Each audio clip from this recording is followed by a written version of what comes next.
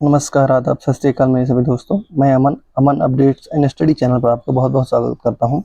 आज हम देखेंगे 23 अगस्त से बनने वाले 23 अगस्त से क्या मतलब पिछले जो वीक मंडे टू सैटरडे, हमारा आज संडे है ना, तो इसी वजह से मंडे टू सैटरडे जो रिवीजन होगा हमारा, रिवीजन क्लास जो होगी, तो हर दिन की तरह शुरुआत जैसे हमारे कुछ विचारों से होता है। आज का विचार हमारा होगा, ज्ञान की रोशनी से ही अज्ञानता का अंधकार मिटता है।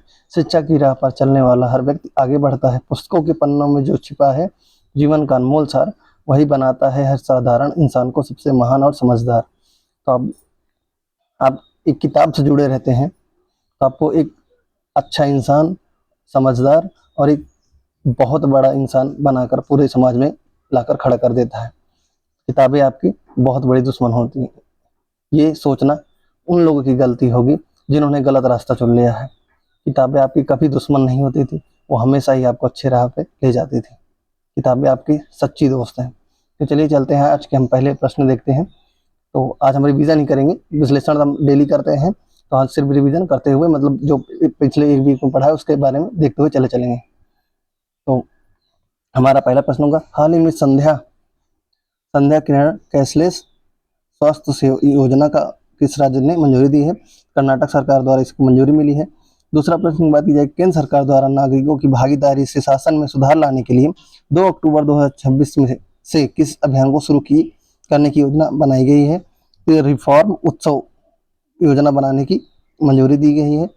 और बात करें तीसरा प्रश्न, केंद्रीय मंत्रिमंडल ने हाल ही में जम्मू कश्मीर उच्च न्यायालय के एक अस्थायी पीठ को कहाँ स्थापित करने की मंजूरी दी है?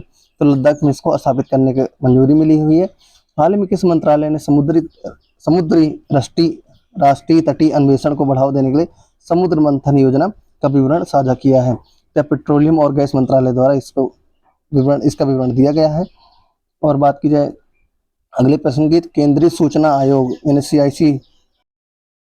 CIC द्वारा 17 अगस्त 2026 को अपग्रेड किया गया कौन सा नया पोर्टल लॉन्च किया गया है? ये ऐप कॉम्स 2.0 लॉन्च किया गया है। अगले प्रश्न की बात की जाए, हाल ही में राष्ट्रीय हरित अधिकरण NGT के केंद्र सरकार के किस नदी के फ्लड प्लेन नियमों में संशोधन पर जवाब मांगा गया है? गंगा नदी के नियमों पर संशोधन पर जवाब मांगा गया है। और अगले प्रश्न की बात की जाए, कर्नाटक के पेंशन भोगियों के लिए शुरू की गई संध्या किरण योजना के तहत कितने लाख रुपए का कैशलेस इलाज सालाना मिलेगा? तो 5 लाख रुपए तक इसमें सालाना इलाज मिलेगा कैशलेस। और बात की जाए अगले प्रश्न की, तो किस राज्य की औद्योगिक विकास योजना के तहत तुमकुरु औद्योगिक नोड के विस्तार की घोषणा की गई है? ये कर्नाटक ही राज्य के लिए इसकी घोषणा की गई है। और बात की जाए 9वें प्रश्न की, भारत सरकार के रिफॉर्म उत्सव का पहला मुख्य उद्देश्य क्या है? यह नागरिक संचालित शासन सुधार जो है इसका मुख्य उद्देश्य हो जाएगा। प्राथमिक और समुद्र मंथन योजना के तहत अन्वेषण के लिए केंद्र सरकार द्वारा कितने प्रतिशत वित्तीय सहायता दी जा रही है? तो 100% वित्तीय सहायता इसमें मिल रही है। अगले प्रश्न की बात की जाए 11वां प्रश्न, अंतर्राष्ट्रीय संबंध और वैश्विक घटनाक्रम देखेंगे। तो इसमें अगला प्रश्न होगा, हाल ही में किसे बांग्लादेश का 23वां राष्ट्रपति घोषित किया गया है? मिर्जा फखरुल इस्लाम आलमगीर द्वारा को 23वां राष्ट्रपति घोषित किया गया है। जापान के रक्षा मंत्री शिंजोरो कोइंजमू ने 19-20 अगस्त 2026 को किस देश की आधिकारिक यात्रा की और द्विपक्षीय रक्षा सहयोग पर चर्चा की? कि भारत के इन्होंने जो है यात्रा की। अभी जापान की पिछले जुलाई मंथ में ही जापान के साइनी ताकाची जो प्रधानमंत्री बनी है पहली महिला, वो भी उनकी भी यात्रा भारत में हुई थी। और बात की जाए अगले प्रश्न 13वें प्रश्न की, तो हाल ही में किन 2 भारतीय डॉक्टरों को पाकिस्तान की प्रतिष्ठित नागरिक पुरस्कार निशान ए इम्तियाज के लिए नामांकित किया गया है? ये भारत के 2 प्रख्यात भारत के 2 प्रख्यात चिकित्सक हैं, इनको यह घोषित किया गया है। तो 2 भारतीय प्रख्यात चिकित्सकों को नामित किया गया है। और बात कीजिए अगले प्रश्न की, विश्व स्वास्थ्य संगठन WHO और उसके सहयोगी ने किस देश के मंकी पॉक्स से निपटने के लिए ERVO वैक्सीन की 70,000 खुराक देने की घोषणा की है? ये कांगो देश के सहयोग से किया गया है। क्योंकि देखो मंकी पॉक्स जो अभी गायों में होने वाली बहुत बड़ी बीमारी है, जिससे भारी संख्या में गायों की मृत्यु हुई थी। अगली बात की जाए, नासा ने हाल ही में इसरो को किस अंतर्राष्ट्रीय कार्यक्रम के तहत मून बेस कार्यक्रम में शामिल होने का निमंत्रण दिया है? जो आर्टेमिस फ्रेमवर्क मिशन है उसके में निमंत्रण दिया है वो मतलब इसरो को निमंत्रण मिला है नासा द्वारा। संयुक्त राष्ट्र के सतत विकास लक्ष्य SDG 16.9 के तहत किस वर्ष तक सभी के लिए कानूनी पहचान सुनिश्चित करने का लक्ष्य रखा गया है? या 2030 का जो है इसमें 2030 तक वर्ष तक इसका लक्ष्य रखा गया है। अगला बात की जाए 17वें प्रश्न, हाल ही में यूरोपीय देशों जैसे ग्रीस, स्पेन, पुर्तगाल में भीषण तबाही मचाने वाली कौन सी प्राकृतिक आपदा चर्चा में रही है? ये जंगलों में लगी आग जो है इसमें सबसे बड़ी प्राकृतिक एक आपदा बन के आई, इन देशों के सामने बड़ी चुनौती पड़ी। और अगला प्रश्न बात की, भारत और जापान के बीच आयोजित हालिया रक्षा वार्ता 2026 का मुख्य केंद्र बिंदु क्या था? तो ये समुद्री सुरक्षा और संयुक्त सैन्य अभ्यास इसका मुख्य जो है केंद्र बिंदु था। और अगले प्रश्न की बात की जाए तो मंकी पॉक्स के खिलाफ उपयोग की जाने वाली एर्बोवैक्स वैक्सीन मुख्य रूप से किस अन्य घातक बीमारी के लिए भी प्रभावी मानी गई है? तो ये मंकी जो हमने देखा भी कांगो के साथ हुआ ना, कांगो सहयोग से, तो वो मंकी पॉक्स के साथ इबोला भी जो है वायरस के लिए ये वो काम करेगी। और 20वें प्रश्न में हाल ही में किस वैश्विक मंच ने भारत के डिजिटल पब्लिक इंफ्रास्ट्रक्चर मॉडल की सराहना करते हुए इसे अपनाने पर जोर दिया है? या विश्व बैंक द्वारा इसकी सराहना की गई है। अगले प्रश्न की बात की जाए जो अर्थव्यवस्था बैंकिंग और व्यापार से रिलेटेड है, तो अगले देखो सेक्शन वाइज है, इसमें अलग अलग तरफ अभी हम जस्ट देखा अंतरराष्ट्रीय स्तर पर कुछ देखा, अब अर्थव्यवस्था बैंकिंग के रूप में देखेंगे। हाल ही में किस फिनटेक कंपनी ने PM गति शक्ति और स्टार्टअप इकोसिस्टम को बढ़ावा देने के लिए मेट और DPIIT के साथ समझौता ज्ञापन यानी मेंबर ऑफ अंडरस्टैंडिंग हस्ताक्षर किए हैं? ये फोन पे के साथ इसका साझा मतलब समझौता हुआ है।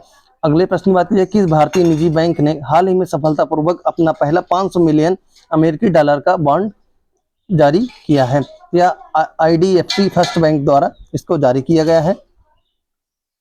और अगले प्रश्न की बात की जाए तो विच मोनी ने किस एयरलाइंस के साथ मिलकर एक AI संचालित cobranded which voyager multi currency travel card launch किया है? तो ओमान एयर द्वारा इसे लॉन्च किया गया है। अगले प्रश्न की बात की जाए, अगस्त 2026 में देश के किस आवश्यक खाद्य वस्तु की कीमतों में अत्यधिक वृद्धि और कमी की चिंताओं के कारण स्टॉक सीमा लागू की गई है? तो चीनी के जो है बढ़ती कीमतें और अत्यधिक मतलब उत्पाद मतलब उपयोग के कारण इसे लाया है कि चीनी की कीमत काफी ज्यादा पिछले कुछ दिनों में बढ़ती दिखाई दी है।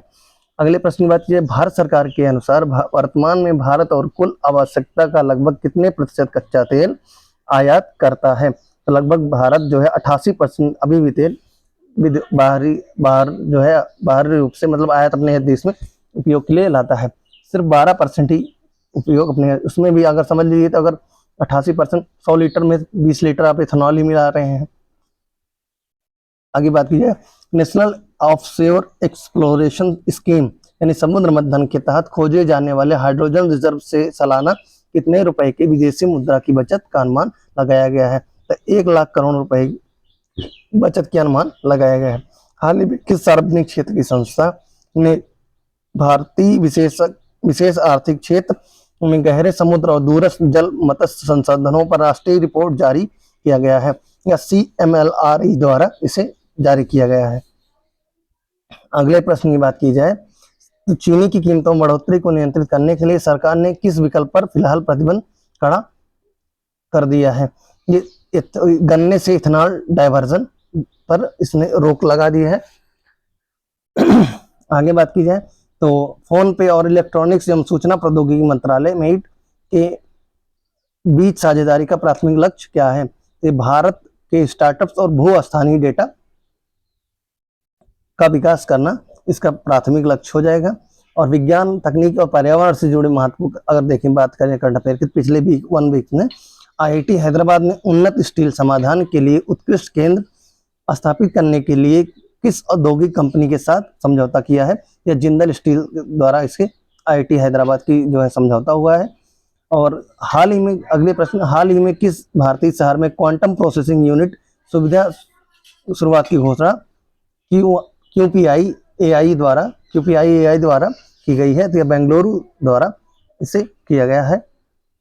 और अगले प्रश्न की बात की जाए, स्वास्थ्य सेवा क्षमता के अंतर को पाटने और प्रतीक्षा समय को कम करने के लिए आयुष्मान भारत डिजिटल मिशन के तहत किस तकनीक के एकीकरण पर नई रिपोर्ट जारी की गई है? तो आर्टिफिशियल इंटेलिजेंस पर एक नई रिपोर्ट जारी की गई है। भारत में किस क्षेत्र के बुनियादी ढांचे को साइबर हमलों को सुरक्षित करने के लिए अगस्त 2024 में नए कड़े साइबर सुरक्षा नियम जारी किए गए हैं? तो ये बिजली पावर सेक्टर में, बिजली क्षेत्र में इसको सुरक्षा नए नियम जारी किए गए बिजली क्षेत्र। ठीक है, अगले प्रश्न की बात की जाए तो महादई नदी जल विवाद और पर्यावरण मंजूरी की खबरें हाल ही में चर्चा में रही। यह नदी मुख्यतः किन राज्यों के बीच बहती है? ये गोवा और कर्नाटक के बीच में यह बहती है।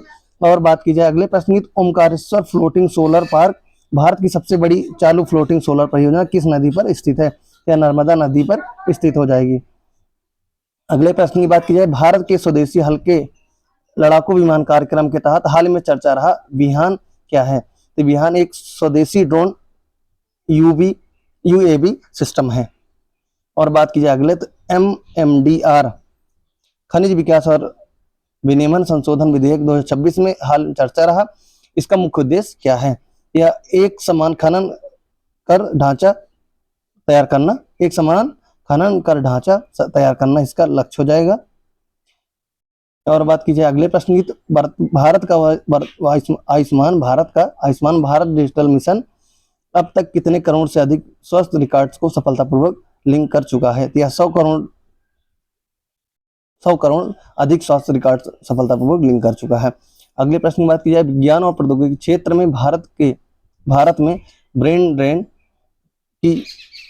यानी जो प्रतिभा पलायन की चिंताओं के बीच हाल ही में किस प्रमुख भारतीय संस्थान के वैज्ञानिकों के इस्तीफे की खबर चर्चा में आ रही है? कि इसरो के जो है वैज्ञानिक ने काफी संख्या में इस्तीफा देने की चर्चा हो रही है। और बात की जाए अगले जो नियुक्तियों पुरस्कार में विविध से जुड़े कुछ और देख लेते हैं। भारतीय रिजर्व बैंक के केंद्रीय बोर्ड में असंकालिक निदेशक यानी पार्ट टाइम डायरेक्टर के रूप में हाल ही में इसकी नियुक्ति की गई है? तो यह सोमनाथ पडिक्कर जी की उनकी नियुक्ति की गई है। और अगले पर RBI केंद्रीय बोर्ड के गैर आधिकारिक निदेशक के रूप में हाल में किसे पुनः नियुक्त किया गया है? तो आनंद महिंद्रा जी को पुनः नियुक्त किया गया है इसमें। और अगले प्रश्न की बात की, हाल में सुप्रीम कोर्ट ने दीना बनाम भारत संघ 1983 मामले के न्यायिक मिसाइल को दोहराते हुए भारत में मृत्युदंड की किस तरीके के बरकरार रखा गया है? तो फांसी लगाना इसके तहत जो है अभी बरकरार रखा गया है। और अगले प्रश्न की बात की, केंद्र सरकार द्वारा सेवानिवृत्त कर्मचारियों को उनके अनुकरणीय योगदान के लिए सम्मानित करने हेतु हाल ही में कौन सा राष्ट्रीय पुरस्कार प्रदान किया गया है? तो राष्ट्रीय अनुभव पुरस्कार प्रदान किया जा रहा है। और अगला प्रश्न जो हमारा आखिरी प्रश्न होगा, अगस्त 2026 में राष्ट्रीय विधि सेवा प्राधिकरण और न्यायपालिका द्वारा ध्वनि प्रदूषण नियमों के कड़े प्रवर्तन पर जोर दिया गया है। भारत में ध्वनि प्रदूषण नियम किस वर्ष के पर्यावरण संरक्षण अधिनियम के तहत आते हैं? ध्वनि प्रदूषण विनियमन और नियंत्रण नियम 2000 के तहत ये आता है। इस तरह से हमारे सभी प्रश्न हो गए जो पिछले वीक से हमने देखते आ रहे हैं। तो इसी तरह आगे भी जुड़े रहने के लिए हमारे चैनल को सब्सक्राइब करें, लोगों के साथ शेयर करें और लाइक करना न भूलें। तो आज के लिए धन्यवाद, मिलते हैं कल फिर एक नई वीडियो में।